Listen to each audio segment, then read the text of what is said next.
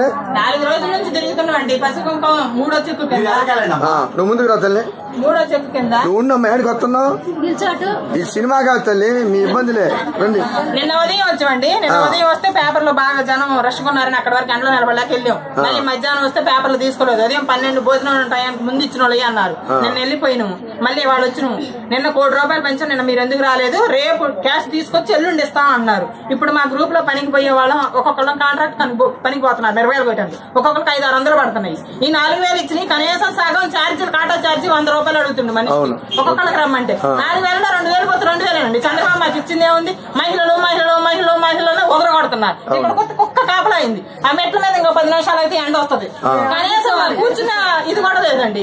వాళ్ళకే AC room లో కూర్చొని చదువుతారు. రేపు రండి ఎల్లుండి రండి. ఎన్ని రోజులు రావాలి?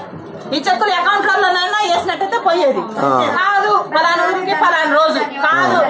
ధన్యవాదాలని బాగానే బోర్డులు అయితే అంటించుకొని చెప్పారు. ఇక్కడ వస్తే మమ్మల్ని ఎవడు పట్టించుకున్నోడే లేడు.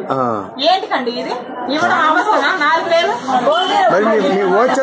తీసుకొని తర్వాత రమ్మని క్లస్టర్ల వారికి పిలిస్తే పోయేది కదా. అదే మేము అనేది ఏంటంటే ఖమ్మంపాడు కాదు, వారంలో గ్రూప్ వాళ్ళందరికి ఒక రోజు రండి ఇస్తామని అదన్నా చెప్పాలి. పలానా ఊరు వాళ్ళు పలానా రోజు రండి అని అదన్నా చెప్పాలి.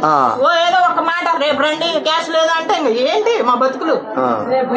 తిరిగి తిరిగి అందరికేమో శ్వాస వచ్చినా గానీ అసలు మాకు చూసే ఎల్లో మిరపకాయ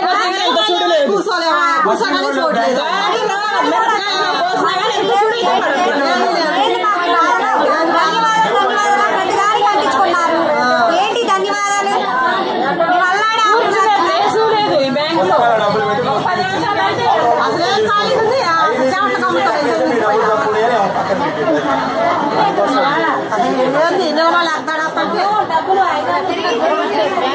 ఈ మెట్లకి ఇంకా 10 నిమిషాలు అయితే ఎండే వచ్చిందండి. క్లస్టర్ల వారికి మీరు కాగితాలు ఇచ్చే తారీఖు రమ్మండి వస్తారు కదా. ఎన్ని నెలలు మేము ఆడిట్ జరుగుతున్నప్పుడు చెప్తే పోయేది కదా.